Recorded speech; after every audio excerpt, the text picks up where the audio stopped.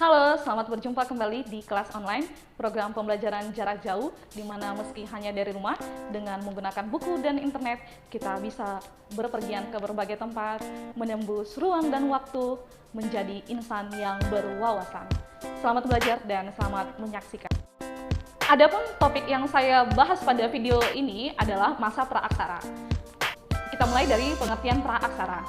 Praaksara berasal dari dua kata, pra dan aksara. Pra artinya itu adalah sebelum, aksara artinya itu tulisan. Itu berarti praaksara adalah zaman di mana manusia belum mengenal tulisan. Di Indonesia berakhirnya masa praaksara sekitar abad ke-5.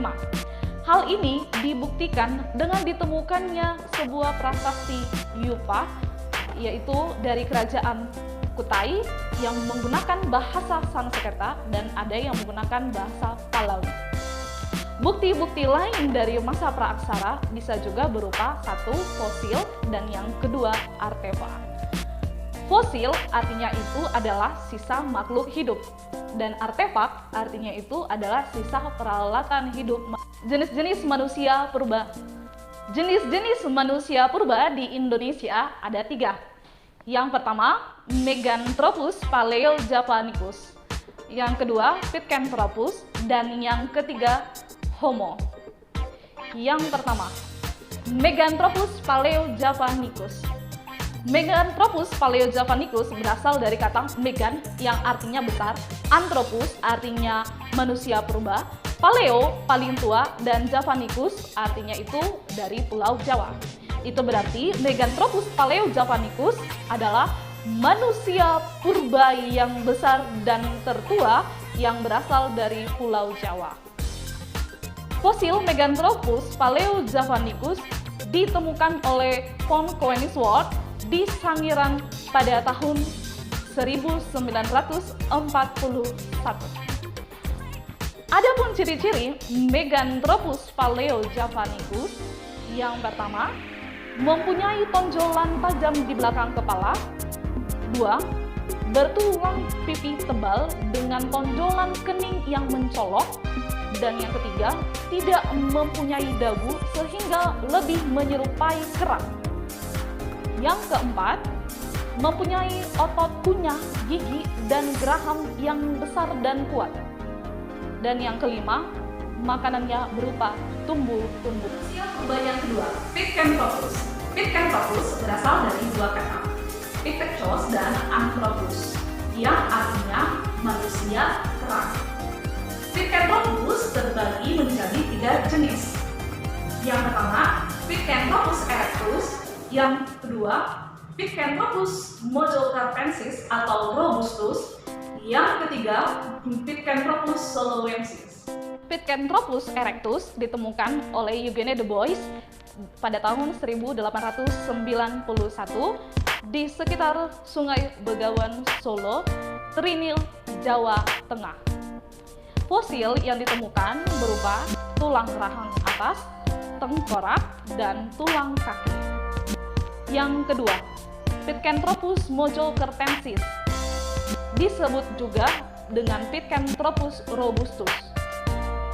Fosil manusia purba ini ditemukan oleh von Koenigswarth pada tahun 1936 di Mojokerto. Fosil yang ditemukan berupa tengkorak anak-anak berusia sekitar 5 tahun. Pithecanthropus mojocarpensis artinya manusia kera dari Mojokerto. Disebut juga Pithecanthropus robustus artinya manusia kera yang berukuran besar dan kuat. Yang ketiga, Pithecanthropus soloensis ditemukan di 2 tempat terpisah oleh von Koenigswarth dan Opernot di Ngandong dan Sangiran antara tahun 1931 sampai 1933. Fosil yang ditemukan berupa tengkorak dan juga tulang kering. Ciri-ciri Pithecanthropus: 1. memiliki tinggi tubuh antara 165 sampai 180 cm. 2. Badan tegap, namun tidak setegap Meganthropus paleojavanicus. Yang ketiga, volume otak berkisar antara 750 sampai 1350 cc. 4. Tonjolan kening tebal dan melintang sepanjang pelipis. 5. Hidung lebar dan tidak berdagu. 6. Mempunyai rahang yang kuat dan geraham yang besar. Dan yang terakhir, makanannya berupa tumbuhan dan daging hewan buruan. Hasil kebudayaan dari Pithecanthropus erectus yaitu berupa kapak perimbas, kapak penetak, kapak genggam, dan pahat genggam. Ada juga alat serpi dan alat-alat tulang. 3. Manusia purba Homo. Manusia purba Homo di Indonesia ada 3. Yang pertama, Homo soloensis. Ditemukan oleh von Koenigswarth dan Owen bin Rich antara tahun 1931 sampai 1934 di sekitar Sungai Begawan, Solo. Fosil yang ditemukan hanya berupa tulang tengkorak. Homo soloensis diperkirakan pernah hidup antara 900.000 sampai 300.000 tahun yang lalu. Adapun ciri-ciri Homo soloensis: 1. Volume otak antara 1000 sampai 1300 cc.